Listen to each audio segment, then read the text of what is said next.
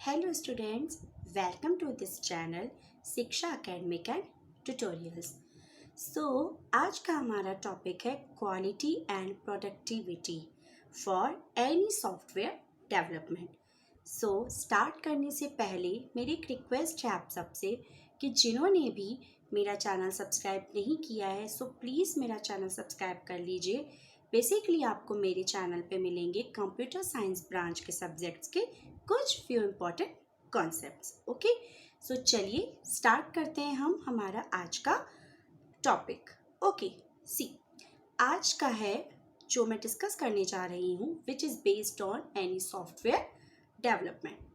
आप लोगों को जैसे कि पता है एंड जो मेरा वीडियो फर्स्ट टाइम देख रहे हैं मैंने इसके पहले भी अपने कुछ वीडियोस डाले हैं जो सॉफ्टवेयर इंजीनियरिंग के बेस्ड हैं। ओके, सॉफ्टवेयर प्रोजेक्ट बनाने के लिए हमें फ्यू स्टेप्स को फॉलो करना पड़ता है जो कि होते हैं प्लानिंग, रिक्वायरमेंट का एनालिसिस करना, designing, coding, testing, then maintenance क्या होता है उस प्रोजेक्ट का या जो हम सॉफ्टवेयर बना रहे हैं।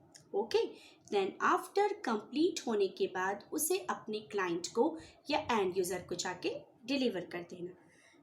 ये है बेसिक सॉफ्टवेयर को बनाने के स्टेप, या हम कह सकते हैं कि सॉफ्टवेयर की लाइफ साइकिल क्या होती है, किस किस स्टेज पे चढ़ के कोई भी एक सॉफ्टवेयर बिल्ड होता है। ओके, अब इस पे एक इम्पॉर्टेंट थिंग आती है quality and productivity maintenance for your software.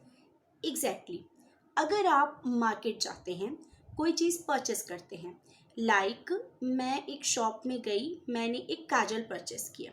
मैं अगर काजल परचेस करती हूँ तो मैं सबसे पहले देखती हूँ कि उसकी एक्सपायरी डेट क्या है एंड कितनी उसकी लॉन्ग टर्म है, कितना लॉन्ग लास्टिंग ये रह सकता है। उसी तरीके से सॉफ्टवेयर में भी अपनी अपनी मेंटेनेंस होती है। जिस तरीके से वेबसाइट को मैनेज करने के लिए या मेंटेन करने के लिए हर साल उसके डोमेन की एक्सपायरी के लिए हमको रिन्यू कराना पड़ता है कि जिससे आपकी वेबसाइट एक्सपायर ना हो जाए, वो प्रॉपर चलती रहे, उसी तरीके से सॉफ्टवेयर की प्रोडक्टिविटी और मेंटेनेंस करना भी बहुत ज़रूरी होता है। तो क्वालिटी एंड प्रोडक्टिविटी में हम क्या देखेंगे कि किन किन चीज़ों को ध्यान रख के हम अपने सॉफ्टवेयर की प्रोडक्टिविटी कर सकते हैं या उसे प्रोड्यूस करने में ज़्यादा से ज़्यादा जगह हम उसे पहुंचा सकते हैं। दूसरी चीज़, हम उसे मेंटेन किस तरीके से कर सकते हैं। जैसे कि मैं आप लोग को बताना चाहूँगी इंडिविजुअल एबिलिटी हो गई। इंडिविजुअल एबिलिटी मीन्स अगर कोई सिंगल इंसान कोई एक सॉफ्टवेयर बना रहा है तो उसको किन किन बातों का ध्यान रखना चाहिए। दूसरी, अगर मल्टीपल लोग मिलके उसे बना रहे हैं तो प्रॉपर कम्युनिकेशन होना चाहिए, प्रॉपर रिक्वायरमेंट्स को सही टाइम पे समझना चाहिए। तो ये सारी चीज़ें हम देखेंगे अपनी इस क्वालिटी प्रोडक्टिविटी एंड मेंटेनेंस के सॉफ्टवेयर इंजीनियरिंग के टॉपिक पे, जो कि बहुत बहुत इम्पॉर्टेंट है किसी भी सॉफ्टवेयर को डेवलप करने के लिए। तो आइए चलते हैं कुछ रिटर्न नोट्स के साथ और इस टॉपिक को क्लियर करते हैं। Let's go. ओके, स्टार्ट करते हैं quality and productivity factors during software development. जैसा कि मैंने अभी आपको बताया था कि कुछ सॉफ्टवेयर डेवलपमेंट के लिए जो बेसिक टर्म्स होते हैं, आपका एक प्लानिंग, रिक्वायरमेंट एंड उसका एनालिसिस करना, डिज़ाइनिंग, टेस्टिंग एंड व्हाटएवर जो भी स्टेजेस उसके लगते हैं हमको सॉफ्टवेयर को डेवलप करने के लिए। ओके, क्वालिटी बहुत ज़रूरी होती है कि आप जो सॉफ्टवेयर बना रहे हैं वो कितना ड्यूरेबल है। जैसा कि मैंने आपको एक एग्जांपल दिया था अभी काजल परचेस करने का। ठीक है, अगर मैं काजल परचेस करने चाहती हूँ तो मैं उसकी पूरी एक्सपायरी डेट, उसकी लॉन्ग लास्टिंग, सारी चीज़ें वेरीफाई करती हूँ। चलिए कॉस्मेटिक को साइड में रखते हैं। अगर आप वेजिटेबल लेने भी चाहते हैं, सब्जियां लेने भी चाहते हैं मार्केट, तो आप देखते हैं कि वो कितनी फ्रेश हैं, कितने दिन तक वो रह सकती हैं। उसी तरीके से हम इसे समझने की कोशिश करते हैं। तो इसमें कुछ फैक्टर्स होते हैं जैसे कि individual ability, team communication, product complexity, appropriate notations, systematic approaches, controlling changes, level of technology, required reliability, available time, and last one problem understanding. So one by one हम इसे पढ़ते हैं. लेट्स सी, डिस्कस करते हैं one by one इसका क्या क्या meaning होता है. Okay, so at first individual ability क्या कहती है? Individual ability means how to product and how to maintenance. Okay, individuality, individual that means single. अगर आप अकेले हैं और आप कोई सॉफ्टवेयर बना रहे हैं, एक सिंगल, अगर आप कोई सॉफ्टवेयर इन द सेंस, आप चलिए इसको प्रोजेक्ट से समझ लीजिए. ठीक है, कि अगर आप कोई प्रोजेक्ट चला रहे हैं या बना रहे हैं तो उसे कैसे प्रोडक्ट किया जाए और उसे कैसे मेंटेन किया जाए. सिमिलरली मैंने यहाँ पे एक एग्जांपल लिया है कि अगर हम शॉप पे जाते हैं, कोई चीज़ परचेस करते हैं, या फिर इसे हम इस तरीके से समझने की कोशिश करते हैं. लेट्स सी, आप एक शॉपकीपर हैं, आपने अपनी शॉप में कॉस्मेटिक ब्रांड्स डाल रखे हैं. ठीक है, अब नाउ आपकी रिस्पॉन्सिबिलिटी क्या है कि मेरे सारे प्रोडक्ट्स सेल हो जाएं, मुझे कितना प्रॉफिट होता है. प्रॉफिट होने के बाद मैं ये देख पाता हूँ कि मैंने जितने भी प्रोडक्ट्स रखे थे अपनी शॉप पे, क्या वो सारे के सारे सेल हो चुके हैं. अगर सेल नहीं हुए, अगर उन्हें मैं सोल्ड नहीं कर पाया हूँ, क्या कर पाई हूँ, तो बाकी के जो बचे प्रोडक्ट हैं वो अगर लॉन्ग टर्म तक रखे रहेंगे तो कहीं वो एक्सपायर तो नहीं हो जाएंगे, कहीं कुछ प्रॉब्लम तो नहीं हो जाएगी. So quality and productivity factor का सबसे इम्पॉर्टेंट आपका टर्म है इंडिविजुअल एबिलिटी, जिसके अंदर हम ये देखते हैं कि अगर हम एक अकेले इंसान हैं और हम अकेले सॉफ्टवेयर को बना रहे हैं, तो उस सॉफ्टवेयर को बनाते समय हमें ये ध्यान रखना पड़ेगा कि मैं किस तरीके से उसके प्रोडक्शन को लेके जाऊं और मैं उसे कितना मेंटेन कर सकूं. अगर आप एक वेबसाइट बना रहे हैं, ठीक है, वेबसाइट बना रहे हैं, तो हम उसमें सोचेंगे कि कंटेंट क्या रहेगा, किस तरीके के कंटेंट को देख के हमारी वेबसाइट में ट्रैफिक रिलीज होगा. जितना उसमें ट्रैफिक रिलीज होगा, जितने ज़्यादा ऑडियंस आएंगी, उतना हमारी वेबसाइट बेटर होगी. तो ये होता है आपका individual ability. Next, in this case हमें बहुत ज़्यादा कंपटीशन करना पड़ जाता है, प्रोडक्शन हमें ज़्यादा से ज़्यादा करना पड़ता है, क्योंकि हमारे लिए मार्केट में बहुत से लोग, बहुत से लाइक हम कंप्यूटर टर्म में ही लेके चलें, अगर आप एक कंपनी चला रहे हैं और आप वेबसाइट बनाते हैं, मार्केट में बहुत सी कंपनीज है जो वेबसाइट लॉन्च करती हैं, तो उसमें हमारा कंपटीशन ये हो जाता है कि कौन सी कंपनी बेटर वेबसाइट बना के देती है और किसकी अच्छी मेंटेनेंस पावर रहती है. ठीक है, तो इसीलिए बोला जाता है कि क्वालिटी एंड प्रोडक्टिविटी में आपका इंडिविजुअल एबिलिटी इम्पॉर्टेंट है. नेक्स्ट हम चलते हैं नेक्स्ट क्वालिटी प्रोडक्टिविटी फैक्टर्स की तरफ. So team communication. Team communication क्या कहती है? जैसे कि अभी हमने देखा इंडिविजुअल एबिलिटी को ध्यान में रखते हुए, अब अगर मल्टीपल लोग कंबाइन हो जाते हैं, लाइक मेरी भी एक कंपनी है और आपकी भी एक कंपनी है, हम दोनों ने आपस में ज्वाइन कर ली अपनी कंपनी और हम दोनों ने अपने आइडियाज़ लगाए कि सॉफ्टवेयर को बनाने के लिए अगर हम दोनों ही अपने आइडियाज़ लगाते हैं तो उसे और बेटर कैसे बना सकते हैं. तो यहाँ पर वही मेंशन किया है मैंने कि बहुत सारे इंडिविजुअल्स मिलते हैं और मिलके आपस में एक टीम जनरेट होती है. टीम जनरेट होने के बाद आपके भी आइडियाज़ आएंगे, मेरे भी आइडियाज़ आएंगे. सो न्यू इनोवेशंस होते हैं, बहुत सारे आइडियाज़ डेवलप होते हैं. उस आइडिया को हम इम्प्लीमेंट करते हैं. अब इम्प्लीमेंट कैसे करते हैं वो तो आप लोगों को पता ही है कि हम कोई भी सॉफ्टवेयर बनाने के लिए 5 स्टेजेस को क्रॉस करके उसे सक्सेस बनाते हैं. अगेन रिपीट करती हूँ, planning, requirement analysis, designing, coding, testing, maintenance and user को deliver. Okay, so now next is product complexity. See, जैसा कि मेरे प्रीवियस वीडियो में आप लोगों ने ध्यान दिया होगा, जब मैंने प्रोजेक्ट्स के बारे में डिस्कस किया था, टाइप्स ऑफ प्रोजेक्ट के बारे में डिस्कस किया था, जिसमें हमने मल्टीपल प्रोजेक्ट्स पढ़े थे, travel projects, very large projects and etcetera. तो उसमें हमने एक टर्म देखा था LOC। LOC मीन्स होता है लाइन ऑफ कोड पर प्रोग्रामर डे। सो प्रोडक्ट की कॉम्प्लेक्सिटी क्या कहती है, जितने भी प्रोग्रामर आपने अपने सॉफ्टवेयर को बनाने के लिए लगाए हैं उन्होंने कितनी लाइन ऑफ कोड यूज़ किया है। जैसा कि आप लोगों को पता ही है कि स्पेस कॉम्प्लेक्सिटी होती है और एक टाइम कॉम्प्लेक्सिटी होती है।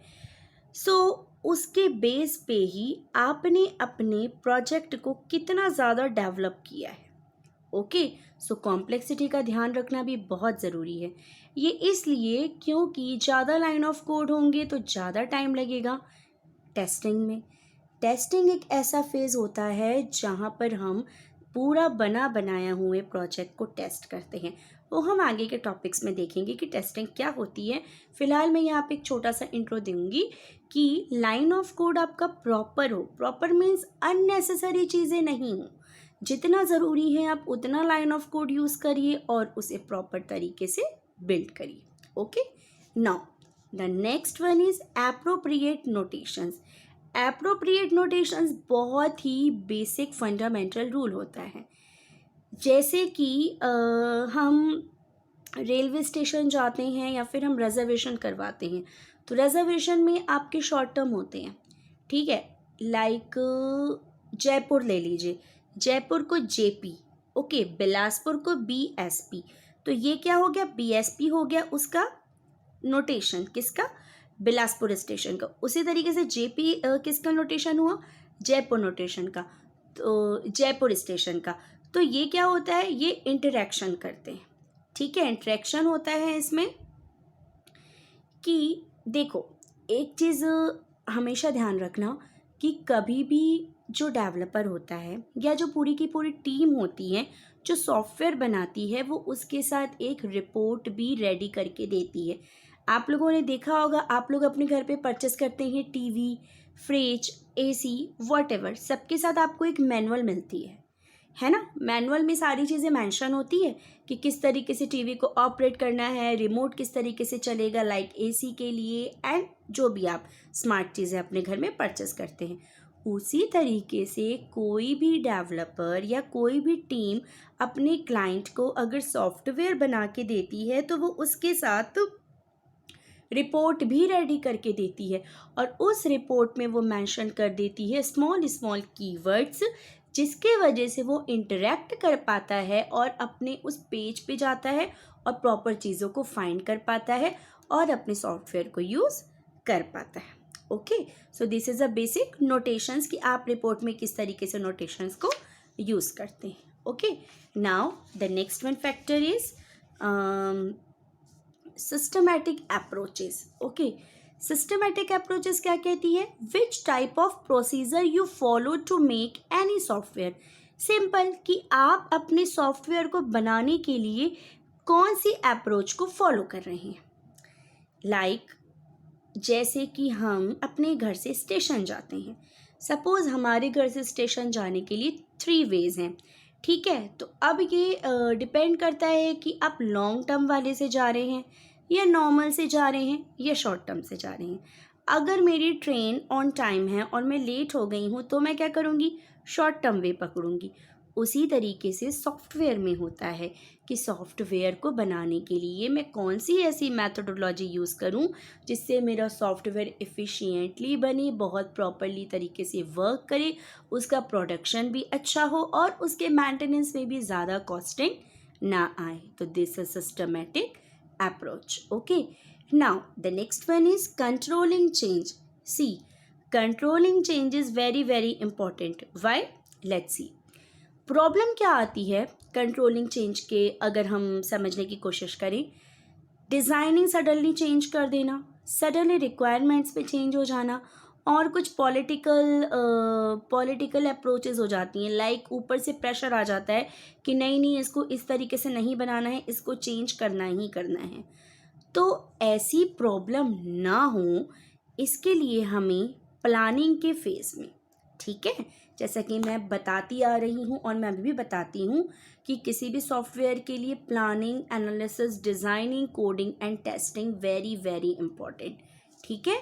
तो आप अगर ये स्टार्टिंग से ध्यान देके चलेंगे कि प्लानिंग प्रॉपर हो, रिक्वायरमेंट्स हमको प्रॉपर टाइम पे मिल जाए, और जो जो क्लाइंट को रिक्वायर है वो प्रॉपर तरीके से हम उसे एनालिसिस कर पाए। अगर हम ये चीज़ें स्टार्टिंग में ही कर लेते हैं तो हमें इन प्रॉब्लम्स को फेस नहीं करना होगा। और अगर आप स्टार्टिंग से ही अपने क्लाइंट से प्रॉपर कम्युनिकेशन करके चलेंगे, हर हर चीज़ उसे वन बाय वन करके सारी डिटेल्स उसको बताते रहेंगे, तो आपको इन सब फेस का प्रॉब्लम नहीं होगा। ठीक है, so this is controlling change. Controlling word इसलिए कि जो भी चेंजेस हो रहे हैं आपके सॉफ्टवेयर को बनाने वाली मैथडोलॉजी में, वो कम से कम हो, उसे कंट्रोल करके चलें। कंट्रोल करके चलेंगे, टाइमिंग कम लगेगी, चीज़ें जल्दी से जल्दी कवर अप होगी। Okay, now the next one is level of technology. Level of technology क्या कहती है कि आप जो सॉफ्टवेयर बना रहे हैं, जो भी डेवलपर टीम इसे डेवलप कर रही है, वो प्रॉपर लेटेस्ट टेक्नोलॉजी को यूज़ करे।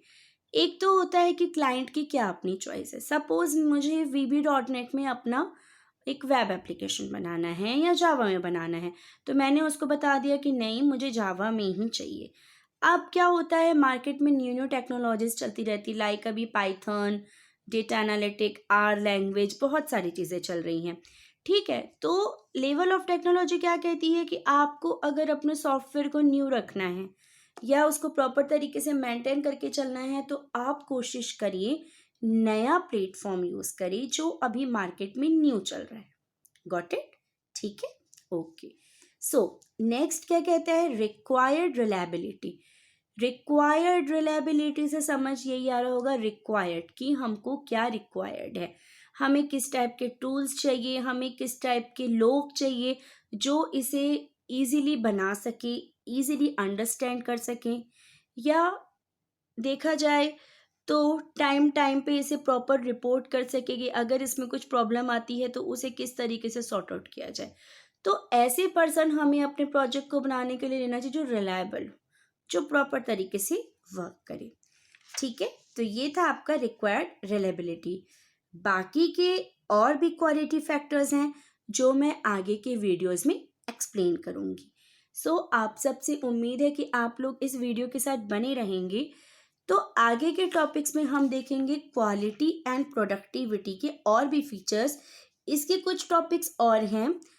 रिक्वायर्ड रिलायबिलिटी के बाद हमने डिस्कस किया था problem understanding, see problem understanding and available time. Okay, problem understanding ये कहती है if you are not considering the proper requirement then your all work will not completed in proper condition और on time। Okay, simply है, ये भी यही कहना चाहता है कि अगर आप क्लाइंट की रिक्वायरमेंट को नहीं समझ पाएंगे, इसे आप ऐसे समझिए, आप मार्केट जाते हैं अपने लिए कुछ कपड़े परचेस करने के लिए, आप शॉप्स में घुसते हैं, ठीक है, शॉप के अंदर एंट्री करते हैं।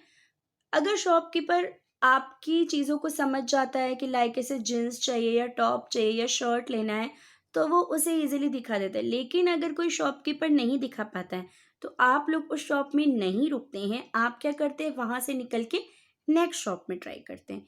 Similarly problem understanding is a very important. अगर आप क्लाइंट की रिक्वायरमेंट को समझते हैं तो आप उसे इजीली एनालिसिस करके उसके प्रोजेक्ट को बिल्ड कर सकते हैं और उसे टाइम पे डिलीवर कर सकते हैं। टाइम से याद आया, अवेलेबल टाइम हमारा एक और फैक्टर है। अवेलेबल टाइम यही कहता है डेडलाइन प्रॉपर तरीके से। देखिए, अवेलेबल टाइम में एक टर्म आता है, एक प्रोजेक्ट टीम होती है, ठीक है, उस प्रोजेक्ट टीम के बहुत सारे हिस्से होते हैं। मैनेजर होता है, टेस्टिंग टीम होती है, डिज़ाइनर टीम होती है, डेवलपर और मेंटेनेंस वाली टीम होती है, बहुत सारे कैटेगरीज होते हैं, ठीक है। अब रिस्पॉन्सिबिलिटी होती है मैनेजर की, वो डील करता है क्लाइंट से कि भाई मैं आपका प्रोजेक्ट एक हफ्ते में दे दूंगा या दे दूंगी, ठीक है। अब एक हफ्ते तो उसने बोल दिया क्लाइंट को, अब उसे अपनी टीम को मैनेज करना पड़ता है। मोस्ट ऑफ द ऑर्गेनाइजेशन 75% कम बताती हैं। लाइक अगर अपने क्लाइंट को 1 वीक का बोला है तो वो अपनी टीम को बोलेगी कि मुझे 3 डेज़ में एनी हाउ कंप्लीट करके दो। जो भी क्लाइंट की रिक्वायरमेंट है 3 डेज़ के अंदर आप लोग उसे कंप्लीट करके दो। इसलिए ऐसा करना पड़ता है क्योंकि टेस्टिंग के फेज़ में कभी ना कोई बग आ जाता है, कोई ना कोई एरर आ जाता है और समटाइम वो एरर इतनी ज़्यादा वर्स्ट हो जाती है कि उससे सॉल्व करने में हमें टाइम लग जाता है। और अगर हमें टाइम लगता है तो हमें अपने क्लाइंट से जाके रिक्वेस्ट करनी पड़ती है कि आप हमको और ज़्यादा टाइम दो। ठीक है, तो ये थे कुछ बेसिक क्वालिटी प्रोडक्टिविटी के फैक्टर्स, जिसमें से आगे हम और भी फैक्टर्स को डिस्कस करेंगे। आई होप आपको ये चीज़ क्लियर हो गई होगी कि क्वालिटी एंड प्रोडक्टिविटी का क्या इम्पोर्टेंट रोल है सॉफ्टवेयर बनाने के लिए। ओके, चलिए मिलते हैं हम हमारे नेक्स्ट वीडियो में इसके आगे के फैक्टर्स को लेके। Thank you. एंड एक चीज़ और बताना चाहूँगी, अगर ये जो टॉपिक है, ये जो क्वालिटी प्रोडक्टिविटी फैक्टर्स में मैंने जितनी भी चीज़ें डिस्कस की है, अगर आपको कुछ कीवर्ड्स या कुछ चीज़ें ऐसी समझ नहीं आई होंगी तो आप इसके लिए 2 बुक प्रेफर कर सकते हैं। एक तो है आई थिंक पंकज जलोटी जी की है सॉफ्टवेयर इंजीनियरिंग की, और एक है प्रेसमैन। एक फॉरेन राइटर है और एक इंडियन राइटर है। सो इन दोनों बुक से आप थोड़ी बहुत चीज़ें रिफ़र कर सकते हैं। ठीक है, I hope you like this video. Okay, thank you so much.